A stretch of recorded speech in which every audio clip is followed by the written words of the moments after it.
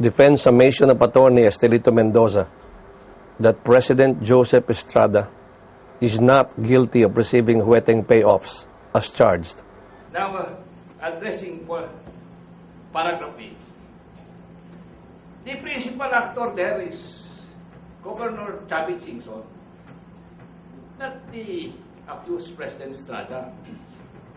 Because it is undisputed that it is Governor Singson who collected money from, assuming we are not admitting that there was a collection. Actually, in this huweteng charge, the only clear, to me, clear thing that has been established is that there was money.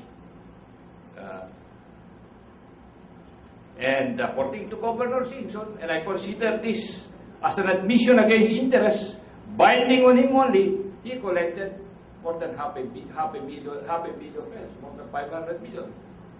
So, Governor Singson admits that he collected more than 500 million. Well, he says from huweteng lords, but he does not identify the huweteng lords.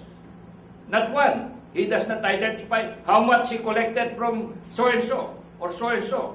Only he knows. But at least he admits that he was the one who collected, not the accused President Estrada. In this huweteng charge, the act of amassing, the act of accumulating, the act of acquiring is the act of collecting money from the huweteng operators. Who committed that? Governor Singson, not President Estrada.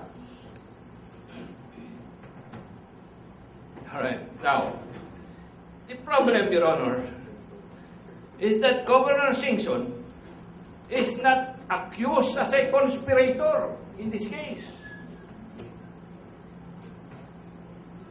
Why is he not accused as a conspirator? He is the one who committed the act of acquiring, amassing, and accumulating, but not charged.